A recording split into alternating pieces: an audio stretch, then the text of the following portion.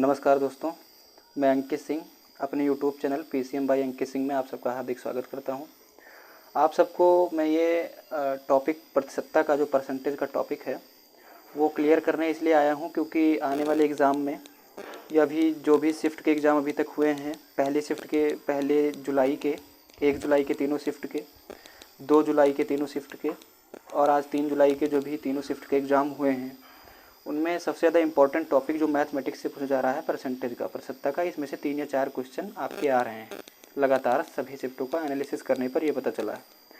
इसलिए जो आज वीडियो बनाई गई है वो परसेंटेज को ध्यान में रखते हुए बताई गई है। इसके बाहर से कहीं भी क्वेश्चन आने का कोई भी चांस नहीं है। बस आप जो भी टॉपिक बताया गया है ध्यान से आप सुनिएगा और लगातार आपको हम सभी टॉपिकों के वीडियोज़ मैथमेटिक्स और रीजनिंग के आपको यहाँ पर प्रोवाइड करते रहेंगे जब तक आपका एग्ज़ाम नहीं हो जाता है। और साथ में ही जो भी बच्चे यूपीपी या एसएससी एमटीएस की तैयारी कर रहे हैं उनके लिए भी ये टॉपिक काफ़ी ज़्यादा इंपॉर्टेंट है। सबसे पहले परसेंटेज में आप लोगों को पता है कि जो नॉर्मल परसेंटेज होता है, नॉर्मल परसेंटेज आप लोगों को निकालना वो पता है कि नॉर्मल परसेंटेज कैसे निकाला जाता है। जैसे 80 रुपये का 5%, तो 80 गुणा 5%, 80 रुपये का 5%। तो इसमें क्या करते हैं कि 80 गुणा 5/100 कर देते हैं और एक शून्य से एक शून्य काट देते हैं, ऊपर नीचे 2 से काट देंगे, 2 से काटेंगे, 2 चौका 8 और 2 पंचे 10, 5 से 5 कट जाएगा। यानी टोटल कटने पर कितना आया, 80 का 5% कितना आ रहा है हमारे पास, 4 आ रहा है। 80 का 5% कितना आ रहा है, 4 आ रहा है। ऐसे हमें करना क्या है, ये तो नॉर्मल परसेंटेज सब लोगों को क्लियर है। कुछ जो मॉडरेट या टफ टाइप के पूछे जा रहे हैं क्वेश्चन किसी भी एग्जाम में परसेंटेज से, उसमें कुछ नहीं करना। जैसे आपके कुछ क्वेश्चन ऐसे होते हैं कि राम एक व्यक्ति है और एक व्यक्ति मोहन है।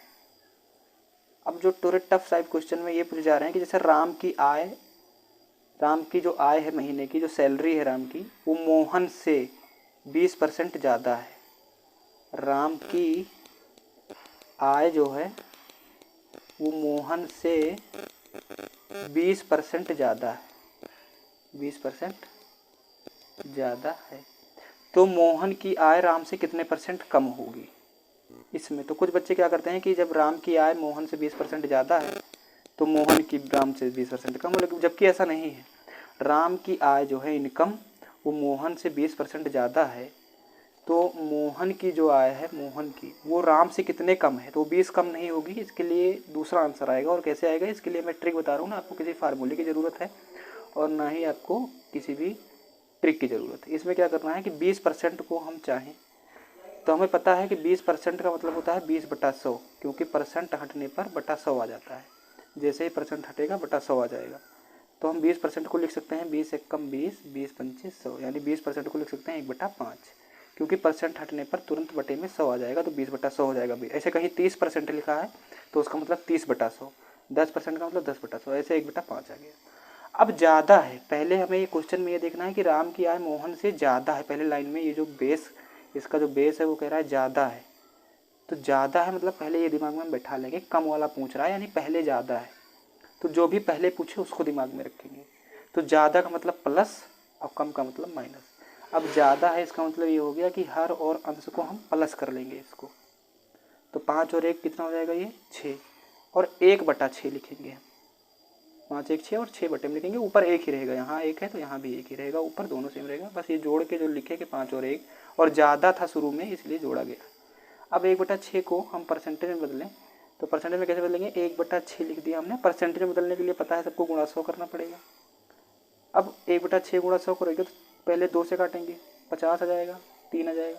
अब 3 को 50 से भाग देंगे, 50/3 का मतलब कि 3 से भाग दो 50 को, क्योंकि हमेशा नीचे वाली संख्या से ही भाग ऊपर को दिया जाता है। तो 3 से 50 को भाग देंगे तो कितना आ जाएगा, 3 से 15 तियाँ 45 और 16 तियाँ 48, 2 बचा, दशमलव लगाएंगे, 0 बढ़ाएंगे, फिर 3 छक दशमलव लगाएंगे यहाँ पर, फिर 3 छक 18, यानी 16.66 आता चला जाएगा।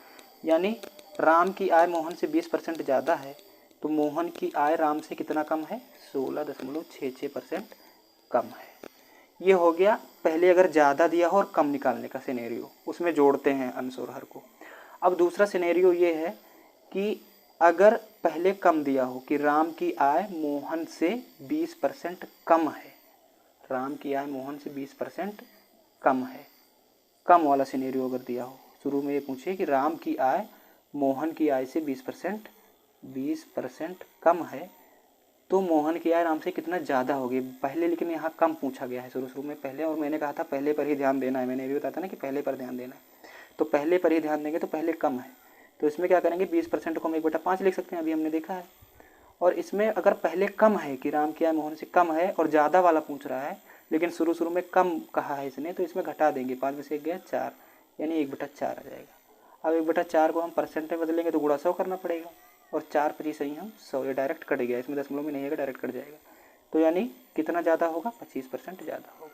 तो ये परसेंटेज के ऐसे सवाल हैं जो जितना परसेंट ज़्यादा हो तो ज़्यादा वाले में शुरू में पकड़ते हैं, उसको जोड़ते हैं, और जो शुरू में कह रहा है कि कम है, ज़्यादा वाला पूछ रहा है, शुरू में कह रहा है कि कम है इतना, और बाद में ज़्यादा वाला पूछ रहा है तो कम वाले में इसको घटा देंगे, बटे में लिख देंगे। ये है परसेंटेज का टॉपिक, इससे बाहर कहीं नहीं आना है, परसेंटेज आपको इतना तैयार करके जाना है। नॉर्मल परसेंटेज आपको निकालना पता ही है कि परसेंट का मतलब बटा 100 होता है, जैसे 80 का 5% तो मतलब 80 गुणा 5 और परसेंट हटा तो बटे में 100 आ गया, यही है। और बाकी सभी टॉपिक के आपको वीडियोस मिलते रहेंगे, आप निश्चिंत रहिए, किसी भी एग्ज़ाम की अगर तैयारी कर रहे हैं उसके लिए आप निश्चिंत रहिए। आपको ऐसे ट्रिक छोटे छोटे मिलते रहेंगे जिसको आप मैथ और रीजनिंग में लगाने में आपको टाइम कम लगे। रीजनिंग और मैथ के सारे वीडियोस आपको, चाहे यूपीपी की तैयारी कर रहे हैं, एमटीएस एसएससी की कुछ भी तैयारी कर रहे हैं, सब आपको मिलते रहेंगे। धन्यवाद।